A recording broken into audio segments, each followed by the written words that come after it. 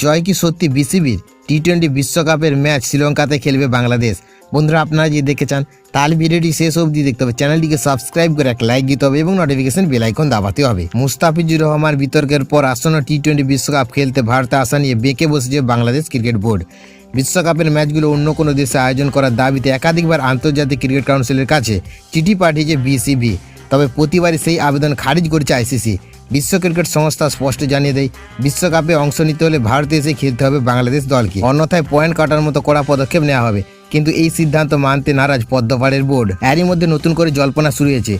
বিশ্বকাপের ম্যাচ নিয়ে ভারত বাংলাদেশ টানাপোড়েনে শেষ পর্যন্ত নাকি জয় হতে চলেছে বাংলাদেশেরই। শোনা যাচ্ছে ভারতের বদলে শ্রীলঙ্কায় হতে পারে বাংলাদেশের টি-20 বিশ্বকাপের ম্যাচগুলি। উল্লেখযোগ্য, নিরাপত্তা সংক্রান্ত কারণ দেখিয়ে পাকিস্তান ক্রিকেট দল আগেই সিদ্ধান্ত নিয়েছে তারা ভারতে এসে খেলবে না এবং শ্রীলঙ্কা তাদের ম্যাচ আয়োজন করা হবে। সেই পথে হাঁটতে চায় বাংলাদেশও। বাংলাদেশের দাবি, কলকাতা মুম্বাইয়ে নির্ধারিত তাদের ম্যাচগুলি শ্রীলঙ্কার স্টেডিয়ামে সরিয়ে নেওয়া হোক। যদিও এই বিষয়ে এখনও পর্যন্ত কোনো চূড়ান্ত সিদ্ধান্ত জানায়নি আইসিসি।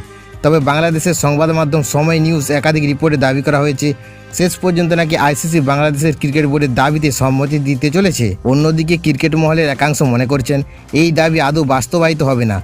উল্লেখযোগ্য, সম্প্রতি বাংলাদেশের যুব ক্রীড়া উপদেষ্টা আসিফ নজরুল দাবি করেছেন আইসিসি নিরাপত্তা কমিটি নাকি বিসিবিকে একটি চিঠি দিয়েছে। তবে 24 ঘন্টার মধ্যে সেই দাবি নাকচ করে দেয় আন্তর্জাতিক ক্রিকেট কাউন্সিল।